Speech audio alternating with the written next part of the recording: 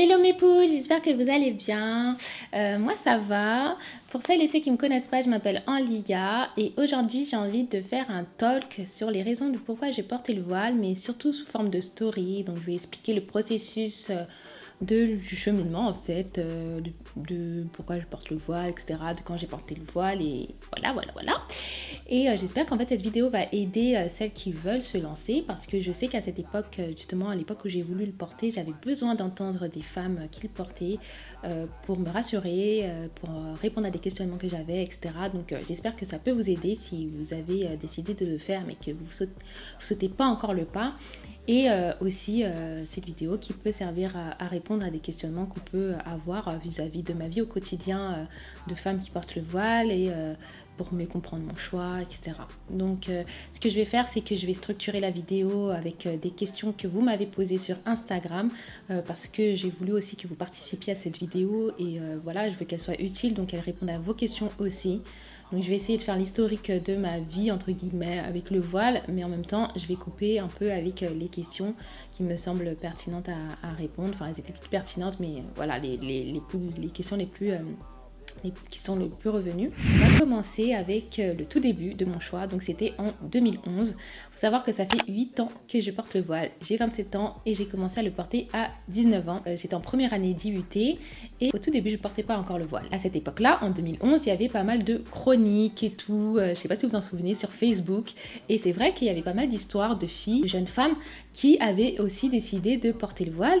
Et à cette époque-là, c'est vrai que ça m'avait un petit peu interpellée parce que je me disais « Ah ouais, ok, c'est un choix qui est de plus en plus commun, j'avais l'impression. » Et aussi, c'était des choix qui correspondaient et qui s'alignaient aux valeurs que j'avais envie d'exprimer à ce moment-là.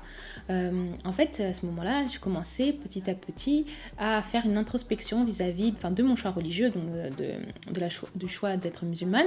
Et c'est vrai que j'avais besoin de reconfirmer ma foi en fait. J'avais besoin de rechercher le pourquoi je croyais en Dieu, j'avais besoin de reconfirmer ma croyance en l'islam et j'avais aussi besoin d'en apprendre plus sur la pratique et tout. Et ces chroniques-là, elles m'aidaient en fait à comprendre le choix du voile. Et puis, comme c'était des filles qui avaient mon âge, elles étaient sujettes au même questionnement que moi en fait. On consommait les mêmes choses en fait culturellement, c'est-à-dire que ce soit au niveau de la musique, que ce soit au niveau des vêtements, des tendances. En fait, culturellement, on présente la femme d'une certaine façon, la femme est hyper sexualisée, etc. Donc je me questionnais parce que je me disais qu'elles ont vécu dans un pays voilà, où on a l'habitude de voir ce genre de choses et pourtant elles décident de porter le voile et donc ça m'avait un petit peu interpellée. Et en fait, à cette époque-là, je commençais à nourrir un petit peu l'envie, en tout cas, de m'habiller un peu plus pudiquement. Donc, ce que j'avais fait, c'était que je commençais à porter le turban. Mais pour moi, c'était pas du tout le voile. C'était le turban parce que j'avais envie de couvrir mes cheveux, parce que j'avais envie de me couvrir un petit peu plus aussi, mais je faisais pas forcément attention à me couvrir les bras, etc. En fait, je me référais pas on va dire... aux règles entre guillemets du voile, etc. Donc je faisais ça par intuition parce que j'avais envie de le faire et que c'était un désir que je nourrissais. Donc je me disais voilà, je vais porter un petit peu le turban comme ci, mettre un gilet comme ça, mais voilà, je m'attardais pas non plus sur des conditions précises parce que d'une, je les connaissais pas et de deux, pour moi c'était pas encore une étape que j'allais franchir. Je considérais pas encore ce choix comme étant faisable encore. Et les mois passent, donc on est en avril, mai, juin, et durant cette période, je décide aussi de délaisser certaines choses dans ma vie. C'est-à-dire que moi, j'étais une grande passionnée de danse. Pendant 10 ans, je dansais donc du hip-hop et tout, et j'avais l'habitude de danser en dehors aussi, souvent d'ailleurs, en dehors des cours et tout. Donc j'avais un groupe et tout, on va dire que je traînais, fréquentais des personnes qui étaient aussi passionnées par la danse et tout. Donc ça a été... quand même quelque chose qui m'a aidée à me concentrer sur la religion et tout parce que j'avais décidé de délaisser la danse, mais ce choix-là n'était pas en rapport avec le voile. Parce que comme je l'ai dit, je ne considérais pas encore ça, le voile comme un choix que j'allais faire. Donc c'était par pur désir de délaisser des choses qui, j'estime à l'époque, me distrayaient de mon envie de me concentrer un peu plus sur l'apprentissage de la religion, de me concentrer un peu plus sur l'écoute de conférences, écoute du Coran, etc. Donc j'avais pas envie d'être distraite par ce milieu-là qui, je savais, me fragilisait un petit peu dans cette quête spirituelle. parce que je savais voilà, que j'étais tellement attirée par ce milieu-là que j'allais être happée, si je continue à danser, j'allais être re-happée par cet environnement et j'allais pas réussir à réellement m'extraire, réellement me concentrer et à plonger concrètement dans l'apprentissage de la religion et tout. Donc c'est comme ça que j'estimais les choses avant. Les choses, elles ont évolué dans mon état d'esprit maintenant, mais je vous explique les étapes, le processus, mon état d'esprit à cette époque-là. Et je pense en avoir eu besoin, même si maintenant je ne vois pas les choses comme ça, mais je pense en avoir eu besoin et que ça a été important, une étape importante pour moi de délaisser la danse pour me concentrer sur l'apprentissage religieux et sur ma quête, de me concentrer dans ma quête spirituelle tout simplement. Donc ce qui s'est passé, il y a eu les vacances scolaires et en fait, mon désir de me voiler, comme je vous l'ai dit, il n'était pas encore nommé, mais il se renforçait. Et en fait, il se renforçait encore plus parce que je commençais, c'est relou, je commençais à écouter des prêches, donc des conférences en ligne, il y en avait de plus en plus et tout sur Internet. Et c'est vrai qu'il y a eu des thématiques assez courantes, il y avait des thématiques assez courantes, dont le voile. Et donc j'écoutais de plus en plus de prêches relatifs au port du voile, tout en écoutant des prêches qui étaient sur d'autres thèmes. Et dans l'ensemble, en fait, je me disais que ça rentrait en cohérence avec mon désir de me rapprocher de la religion, de Dieu, et que j'en avais envie surtout. J'avais envie de vraiment me concentrer sur moi, mon intérieur, de plus être, je dirais pas attirée, mais de plus me concentrer ou de focus sur les vêtements, l'habit, tout ce qui était coquetterie et tout. Donc j'en avais pas besoin à ce moment-là. Et j'avais vraiment besoin de, comme je l'ai dit, de refaire une introspection interne de mes choix religieux. Et donc voilà, je me disais, voilà, le voile, ça devient quelque chose vraiment que j'ai envie de faire. Mais je ne connaissais pas de filles qui portaient le voile. À l'IUT, en fait, il y avait il y avait qu'une seule fille qui portait le voile, mais disons que j'étais pas proche d'elle en fait, je la connaissais pas plus que ça. On se disait bonjour de temps en temps, on n'était pas dans la même classe, donc j'avais pas un rapport, on va dire, amical encore avec elle. Je dis encore parce que ça a changé. Donc voilà, même si j'avais le désir de porter le voile, j'hésitais encore parce que j'avais encore des questionnements, et mes questionnements, je pense que beaucoup d'entre vous se sont posés ces questionnements-là, celles qui ont décidé de porter le voile et celles qui vont le faire, c'est de savoir est-ce que ça va être difficile pour moi au niveau des études, est-ce que ça va être difficile de trouver un emploi après, est-ce que ça va pas être un choix qui va me fermer les portes, est-ce que je vais me sentir bien dans ma peau avec le voile, est-ce que c'est vraiment quelque chose que je vais réussir à faire tout le temps de manière définitive, est-ce que je vais pas le retirer après et être une hypocrite et tout, enfin voilà, il y avait toujours des doutes et tout. Donc ce que j'ai fait, c'est que je me suis dit, bon, il faut que je contacte du coup la fille qui portait le voile à l'IUT et que je lui pose mes petites questions parce que j'avais vraiment envie d'entendre et de me rassurer par rapport à ce choix. Et du coup, c'est ce que j'ai fait, je l'ai contactée et je lui avais posé, en fait, c'est parce que j'ai relu la conversation, et je lui avais posé la question, comment en fait... tu vivais le fait de porter le voile à l'IUT, les profs t'embêtaient pas trop, comment en fait tu vis en fait ce choix-là, parce que je t'avoue, j'ai peur de retourner à l'école, enfin à l'IUT et tout, j'ai peur des réactions, j'ai peur aussi de ne pas faire ce choix de manière définitive et de le retirer parce que j'ai vraiment pas envie de ne pas le faire jusqu'au bout et tout. Et donc en fait, ce qu'elle a fait, c'est qu'elle m'a beaucoup rassurée. Elle m'a rappelé en fait le fait que déjà d'une, si j'avais envie de le faire, c'est que il fallait que je suive en fait mon désir, et que s'il se passait quelque chose, on va dire de négatif, si les gens réagissaient mal, que c'était des épreuves de Dieu, et qu'il fallait se rappeler le pourquoi de ce choix-là, et que si on fait ce choix pour lui, il nous facilitera dans tous les cas. Et c'est vrai que ça m'a beaucoup rassurée, et j'étais vraiment heureuse d'entendre ces paroles-là. J'étais vraiment heureuse d'entendre ces conseils.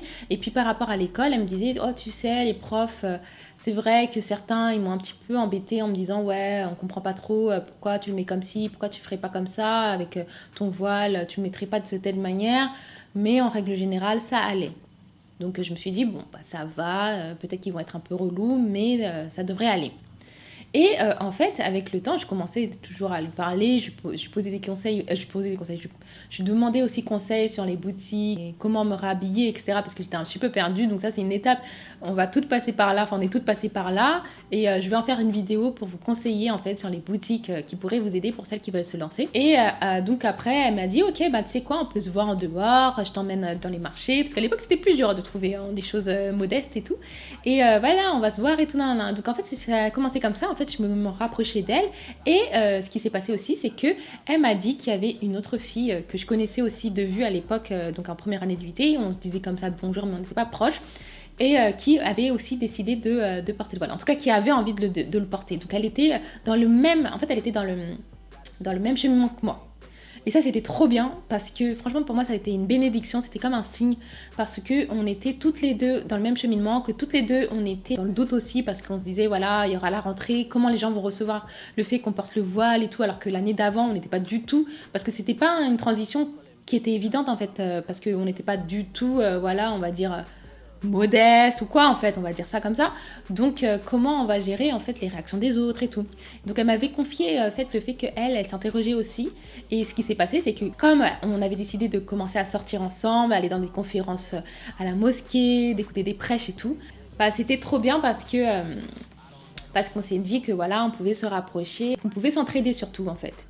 Et après, donc petit à petit, donc c'est l'été, on commençait à se voir de temps en temps. Et en fait, on était maintenant trois à vouloir le porter parce qu'il y avait aussi la cousine. Bref, je vais pas tout expliquer, mais en fait, on était trois et on se connaissait toutes. On s'était rapprochés et c'était trop bien. Franchement, c'était un bon moment. Franchement, c'était une belle période. L'idée de porter le voile commençait vraiment à se concrétiser et je me disais, bon, je vais sauter le pas. Avant de sauter le pas, donc il y a eu la période de Ramadan en 2011, c'était en août. Donc avant de sauter le pas, en fait, j'avais quand même demandé conseil à une de mes sœurs parce qu'elle avait aussi fait le choix avant de porter le voile et je m'étais dit, bon, je vais lui poser la question de comment elle a vécu aussi le fait de porter le voile et surtout comment elle recevrait le fait que je porte le voile en fait. Et elle m'avait aussi beaucoup rassurée en me disant que, ok, ben, c'est ton choix, etc. Go for it, quoi. Il n'y a pas de problème. Et je lui avais demandé, en fait, de voir, en fait, si elle pouvait me prêter un voile ou quelque chose, parce que je n'avais pas encore fait mes achats, j'étais encore étudiante et tout, donc voilà, j'avais pas le budget et tout. Non, en fait, elle m'avait passé son voile et et j'en étais toute émue parce que c'était mon premier voile et c'était un prêt à enfiler parce que moi, j'arrivais pas à mettre le voile comme ça et tout. Et le lendemain, en fait, il y avait une sortie avec mes sœurs et ma cousine et en restaurant. Et j'avais décidé pour la première fois, pour une activité, on va dire, du quotidien, de mettre le voile dehors. Et franchement, la sensation que j'ai eue, franchement, c'était comme un soulagement quand je l'ai fait parce que je me sentais complètement moi-même. Je me sentais alignée avec le désir que j'avais du coup de le porter. Je me sentais alignée avec mes valeurs, mais alignée avec l'envie de me présenter comme ça, en fait, dans l'espace public, de me couvrir, de me sentir proche de Dieu. Et d'ailleurs, ça a été une question, est-ce que le voile t'a rapproché de Dieu? Ben oui, surtout à cette époque-là, parce que c'était un désir profond, en fait, de connexion avec lui. Et ce désir profond aussi passait par le voile, à ce moment-là, en tout cas, passait par aussi le voile. Et donc, j'étais vraiment alignée avec ce que j'avais envie de faire. Et c'était un des plus beaux moments, en fait, que j'ai vécu avec le voile, parce que j'ai eu la sensation réellement de faire un choix pour moi, de faire un choix qui me correspondait, de faire un choix qui certes n'était pas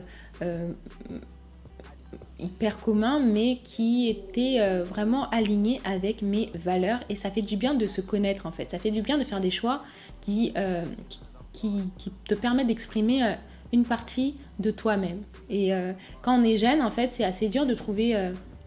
le courage parfois, mais surtout d'avoir les opportunités de faire des choix qui nous ressemblent concrètement. On est souvent happé par des décisions qui sont pressionnées par les autres et tout. Mais là, en fait, non. Là, j'ai réussi à faire quelque chose pour moi qui me rapprochait de Dieu pour moi. Et donc, du coup, j'étais vraiment bien. Et voilà, c'était un des meilleurs moments, en fait, que j'ai vécu avec le voile. Et on m'a posé la question, quelle a été la réaction de tes proches en fait vis-à-vis du voile? Il faut dire que c'est vrai que ça n'a pas été quelque chose de commun chez moi. Le voile, à cette époque-là, j'étais la seule à le porter dans ma famille. Du coup, je savais que ça allait être un choix quand même qui allait être discuté. Je ne savais pas comment elle allait être reçue, mais je savais qu'elle allait être discutée. Et de ce que j'ai pu comprendre, même si on ne me l'a pas dit expressément, c'est que voilà, c'était un choix qui inquiétait. Parce que on estimait, et je ne blâme pas, hein, c'est à juste titre, que voilà, ça allait être difficile pour moi et que pour mes études, pour la recherche d'emploi, ça allait être difficile. Et l'inquiétude parfois fait qu'on ne réagit pas forcément de manière très friendly, etc. Donc c'est vrai que j'ai ressenti parfois voilà, des inquiétudes, etc. Mais c'était pas non plus vraiment loin d'être quelque chose qui me plombait non plus le moral, etc. Mais disons que c'était quand même... En fait, je commençais à voir que bon, c'était vraiment un choix que je devais porter un peu seule, entre guillemets, et que j'en avais entièrement la responsabilité des conséquences et que voilà, qu'il fallait que j'assume jusqu'au bout. Enfin, le mois passe et la rentrée arrive. Et là, c'est vrai que ça a été une étape assez particulière en fait, parce que c'était l'étape qui me confrontait directement au monde réel, parce que là j'étais enfermée entre guillemets dans une bulle un peu safe, la famille, les amis justement qui décidaient elles aussi de le porter et tout, donc là non, j'allais être confrontée non seulement aux élèves qui ne m'avaient pas vue avec, qui allaient voir que waouh, d'un coup elle porte le voile, qu'est-ce qui se passe, j'allais être confrontée au corps pédagogique qui susceptiblement allait peut-être me faire une remarque, j'allais être confrontée aussi à l'islamophobie institutionnelle parce que je savais déjà que voilà, l'université, l'IUT pouvait incarner aussi l'islamophobie institutionnelle. Je ne savais pas comment ça allait se manifester, mais j'estimais que ça allait être possible. Donc c'est vrai que ça a été très stressant pour moi. Mais ce qui s'est passé, c'est qu'on s'est rassuré avec ma copine. On commençait justement à se rassurer, à s'envoyer des messages, à se dire voilà, tu seras où, telle amphi et tout, nana, à quel moment et tout. Donc voilà, on voulait vraiment s'entraider, s'encourager dans cette décision pour qu'on soit plus forte en fait face à des éventuelles remarques et face, on va dire, voilà, des éventuelles remarques. Malheureusement, en fait, on n'a pas été épargné par des remarques.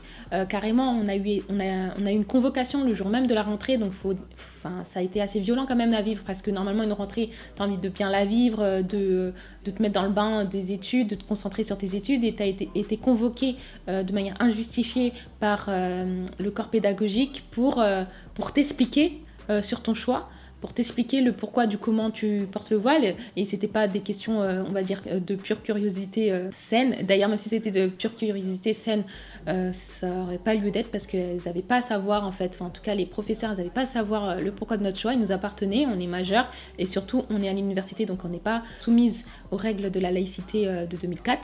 Donc, bref, voilà, ça s'est mal passé durant toute l'année, et je détaillerai sur notre vidéo. Durant toute l'année, ça a été difficile parce que, comme je vous l'ai dit, le corps pédagogique a tenté de nous intimider en fait et de nous faire un peu reculer sur nos choix, et ça n'a pas été simple. On a subi des micro-agressions quand même. C'était pas simple. En plus de ça, le plus malsain, je dirais, c'est que insidieusement, on nous faisait croire que finalement ce choix-là nous fermait les portes à des ambitions en fait professionnelles, et alors que c'est pas ce choix-là qui nous fermait les portes, c'est les islamophobes qui nous fermaient les portes. Il y avait ce basculement des responsabilités par rapport à ce choix, parce qu'on estimait, en tout cas le corps pédagogique qui incarnait pour moi l'autorité, ceux qui connaissaient justement le monde du travail, ceux qui savaient comment fonctionnaient les choses de manière rationnelle, juste et tout, ben non, pas du tout, parce que ils renversaient en fait les responsabilités et nous faisaient porter la charge en fait des conséquences de ce choix-là, alors qu'ils nous ont jamais en fait défendu par rapport à ce choix, en disant que voilà, vous avez décidé de le faire, sachez que vous avez ces droits-là en fait dans les recherches d'emploi, vous pouvez vous justifier. Enfin bref, ils auraient dû faire leur vrai taf, et ça n'a pas été le cas, c'était le contraire. Et du coup, ça a quand même joué un rôle dans le choix de mes projets professionnels. Parce que dès la deuxième année de l'IUT, quand on devait s'orienter après licence, master ou pas, justement on devait voir si on voulait faire parcours long ou parcours court. Je m'étais dit je vais m'aventurer plutôt dans le e-commerce. Disons que le e-commerce c'était quelque chose qui m'intéressait déjà de base, vraiment c'était quelque chose que je voulais faire, mais j'avais pris en compte dans ce choix-là le fait que je portais le voile, parce que je m'étais dit c'est le e-commerce, c'est le digital. Normalement je serais amenée à travailler plutôt derrière un ordi et tout machin, je serais pas en confrontation avec un client de manière régulière. Donc, c'est un choix qui correspondrait bien au fait que je porte le voile parce que je normalisais le fait que, voilà, ils allaient me marginaliser alors qu'il ne fallait pas normaliser ça. Même si c'est réel, hein, mais il ne faut pas normaliser l'idée que ce soit naturel de ne pas me recruter avec le voile. Donc, ce qui s'est passé, c'est quand même ça a eu des conséquences. Et ça répond à la question, est-ce que ça a eu des conséquences dans ton parcours professionnel, le fait de porter le voile? Oui, dès les études, parce que c'est dès les études qu'on commence à accumuler nos bagages qui vont nous permettre de postuler après. Donc oui, ça a façonné. Après, non, ça n'a pas été quelque chose qui m'a dévié complètement d'un parcours que j'aurais voulu faire, parce que ça a toujours été quand même aligné, ce que j'ai fait. Ça a été aligné avec vraiment ce que je veux faire. Mais voilà, le fait de porter le voile a joué un rôle en fait dans mes choix futurs. Et d'ailleurs, je vous explique de plus en long en large. Quand je vous explique dans cette vidéo talk mon parcours professionnel, etc., je vous dis le pourquoi Modest Fashion et tout machin. Le pourquoi Modest Fashion, c'est en rapport très lié au voile en fait. Et donc ça revient en fait à l'idée que le voile a joué un rôle prédominant quand même dans mon choix, dans mon parcours de vie en général. Alors là, avec du recul, je me rends compte que ce choix-là, disons qu'il y a des choses que j'ai voulu faire parce que j'ai vraiment envie de le faire, mais c'est pas que dû à moi. Quand j'ai évolué avec le voile, je me suis rendu compte que comme le voile il est énormément politisé et que tout le monde a une opinion sur ton voile, tu es en quelque sorte dépossédé en fait de ton choix. Parce que ce choix-là, que ce soit la société ou des gens, des personnes de ton entourage ou de la communauté musulmane, ont des attentes très précises de ce que tu dois faire ou ne dois pas faire avec le voile. Forcément, les pressions familiales, les pressions de la société, l'islamophobie jouent un rôle dans ton parcours de vie parce que tu n'as pas le choix que de, pas forcément t'aligner à ce que les gens veulent, mais tu n'as pas le choix de éviter tu n'as pas le choix de prendre en compte en fait les remarques des autres et tout parce que ça a un impact réel en fait sur ta vie. Si je recherche un emploi là maintenant tout de suite, je peux pas dire voilà c'est mon choix, ils ont à le respecter. Non, en principe oui ils ont à le respecter, mais s'ils veulent pas me recruter à cause du voile, je n'ai pas de contrôle en fait par rapport à ce recrutement et à cette décision. Donc en fait, ça a des réelles conséquences sur un parcours de vie quand tu es voilé, et c'est le cas pour moi. Donc ce que je veux dire, c'est que cette dépossession de ton choix parce que on t'en fait, non seulement on interprète ton choix malgré toi, on s'en fout de ce que tu en penses, et le pourquoi de ton choix, c'est même pas une question en fait. Et en plus de ça, ceux qui ont du pouvoir peuvent faire en sorte justement de te marginaliser concrètement de la vie sociale en France et tout. Oui, ça a des réelles conséquences, mais en même temps, ça te permet d'en apprendre aussi plus sur toi et ton identité. Par là, ce que je veux dire, c'est que malgré le contexte politique et social, c'est aussi ça qui m'a permis d'essayer d'utiliser par exemple mon goût pour la mode, d'utiliser un petit peu mon énergie, ma créativité au service des femmes qui ont besoin d'avoir une représentation positive d'elles-mêmes.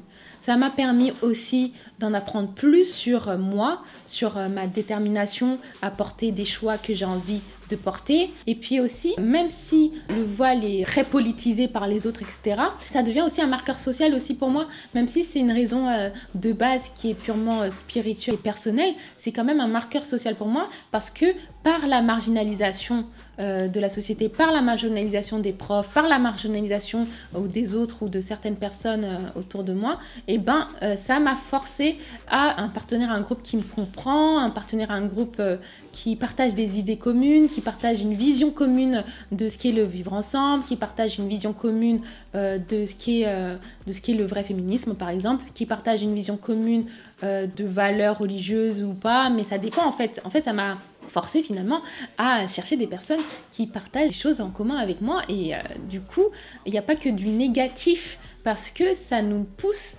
à nos retranchements et ça nous pousse à connaître des personnes très intéressantes et qui ont des idées tellement inspirantes. Ça te pousse aussi à explorer en toi des choses, du potentiel, de l'énergie que tu ne pensais même pas avoir, parce que ça a renforcé ma détermination en fait à porter mes choix tous les jours, même si c'est dur, même si parfois j'en pleure, même si parfois il y a des périodes où je ressens pas le même rapport au voile parce que c'est très difficile au quotidien. Parfois, on m'a posé la question, est-ce que tu ressens pas de la difficulté à le porter? Parfois, ben si, parfois je ressens de la difficulté à le porter. Et ça m'amène aussi à une période qui arrive après, parce que j'ai pas tout passé, mais là on va dire que là j'étais partie à la période, on va dire licence, master, etc., où je commençais à me rapprocher de gens, porter le voile ou pas, mais en tout cas qui étaient hijab friendly, comme on dit. Et après, en fait, dans mes choix professionnels et tout, ça m'a permis de faire des projets en commun avec d'autres filles, de faire plein de choses, parce qu'il fallait que j'ai beaucoup d'expérience, de compétences pour soit me valoriser dans le marché du travail, mais surtout pour lancer des projets par moi-même et tout, parce que je pensais déjà à cette époque-là à l'entrepreneuriat. Ça a augmenté mon potentiel, ça m'a permis de faire des choses que je n'aurais pas fait sans le voile, je pense. Et malgré, par exemple, des périodes difficiles que j'ai eues après, par exemple, une période de dépression, même avec cette période de dépression, même avec cette période, on va dire, même globalement de démotivation générale de ce que je faisais et tout, et ben, je me suis accrochée, on va dire, au voile parce que ça fait tellement partie de moi que malgré ce contexte-là, je ne me voyais pas sans en fait. Parce que c'était comme baisser les bras après une longue lutte un peu, justement, d'affirmation de soi. Je me disais non, je ne pouvais pas céder, entre guillemets. Et en plus de ça, je ne me voyais pas céder parce que en le retirant complètement, je me disais que j'allais perdre une partie de moi et surtout, j'allais pas être plus heureuse. Mais c'est vrai que mon rapport au voile a évolué. Quand j'étais dans la période de dépression, j'avais pas le même rapport spirituel qu'avant. Disons que avec cette période, et on en parlera aussi, la baisse de foi aussi joue parce que voilà, on est fragilisé psychologiquement, etc. Donc on a des périodes de up, down. C'est vrai que même si je me disais que voilà, je m'allais m'accrocher au voile et tout, parce que c'était tellement naturel que c'était pas trop non plus une question de l'enlever, mais c'est vrai que j'avais estimé peut-être que en fait, j'avais quand même eu cette sensation que j'en avais marre qu'on le voit en fait. Parce que le fait de le faire voir, entre guillemets, le fait que les gens le voient, le perçoivent, me fragilisait encore parce que j'en avais trop marre que je sois vue que comme une femme voilée. Je suis vue que comme un voile. Et en fait, cette période-là de fragilisation, de baisse de foi et tout, disons que en fait, le fait de porter le poids de le porter, en fait, le fait de le porter, c'est déjà une charge assez lourde. Et à ce moment-là, j'avais peur de ne pas avoir la force de le porter, de sortir avec en fait tout le temps, qu'on me perçoit que comme ça, que avec le voile, parce que c'est déjà un truc déjà lourd à porter. Mais j'osais pas vraiment l'enlever. C'était bizarre parce que j'ai commencé à avoir un rapport assez négatif, pas du voile, mais négatif des gens qui me percevaient avec le voile. Donc après, il y a le voile qui rentre en jeu, tu vois. Mais en même temps, je me voyais pas l'enlever parce que c'était tellement une lutte de longue haleine et surtout une partie de moi que j'avais, que j'estimais être sûre en fait d'avoir en fait. C'était quelque chose que j'avais estimé, en tout cas que j'estime, c'est un de mes accomplissements en fait personnels. Donc du coup, je me voyais pas enlever cet accomplissement personnel parce que voilà, ça faisait partie de moi. En fait, c'était très paradoxal. C'était un rapport négatif parce que j'en avais marre de porter ça avec la dépression et tout. Je me sentais pas en force de le faire et en même temps, je me disais non, si j'enlève ça, c'est mort. Je serai plus rien entre guillemets. C'est pas que je serai plus rien, mais voilà, je serai très mal. Mais Dieu merci. Ce qui s'est passé, c'est que grâce à vous, en fait, finalement, parce que la période de dépression, disons que là, je vais de mieux en mieux et tout, donc ça va, mais grâce à vous, parce que quand j'étais dépressive, j'avais déjà lancé mon Instagram et tout, bah, grâce à vous, en fait, je me suis toujours accrochée, parce que ça donne encore plus de sens au fait que je le porte, parce que je le fais aussi pour inspirer aussi des femmes à se sentir bien avec ce choix-là, ou à se sentir représentée d'une quelconque manière, même si elle ne le porte pas. Et donc, c'est un choix qui est même plus grand qu'un choix purement personnel. Et ça m'aide à m'accrocher, en fait, à ce choix-là quand je suis fragilisée par des périodes de baisse de foi ou de dépression, en fait. Et ça me permet aussi, même si là, c'est en fait, c'est tourné vers les autres, ça me permet aussi de me re-questionner sur le pourquoi de mon choix en me re-questionnant sur ma spiritualité, sur pourquoi je le porte, mes raisons et tout. Donc en fait, disons qu'il y a différentes raisons. Pour résumer, il y a une évolution en fait. Il y a eu vraiment l'évolution où ça a été vraiment purement spirituel au début parce que je voulais me reconcentrer sur la religion, etc. Apprendre plus sur mes choix religieux. Me réapproprier mes choix religieux, etc. Après, petit à petit, avec la marginalisation des profs, de la société, l'islamophobie ambiante, ça m'a permis non seulement de me rapprocher de groupes, mais d'en faire un marqueur social aussi. Et puis, avec cette lutte, entre guillemets, parce que tu luttes avec le voile, tu es forcé à lutter au quotidien, et ben, ça m'a permis aussi de créer une énergie que je n'avais pas su que j'avais en moi, de créer une nouvelle énergie et d'explorer un potentiel que je ne savais pas que j'avais et d'en faire une force en fait, d'en faire une force en créant par exemple des inspirations mode, etc. Et dans ma période de dépression, le retour, les messages, vous m'avez permis de me réaccrocher à ce choix-là et de me réapproprier ce choix-là en me disant que non seulement ça aide pour les autres, c'est politisé, mais si c'est politisé, ben, je vais en faire quand même quelque chose de positif et je vais aussi intégrer aussi ce choix-là dans mon choix spirituel, quoi. Donc voilà, j'espère avoir bien résumé. J'espère ne pas avoir oublié de questions. Je vais re-regarder s'il n'y a pas des questions qui manquent. Quelle est la différence entre... C'est là, je vais finir par ça. Quelle est la différence entre toi non voilé et toi voilé? En fait, je dirais, je suis une Enlia qui a découvert qu'elle avait... je parle à moi, à la troisième personne.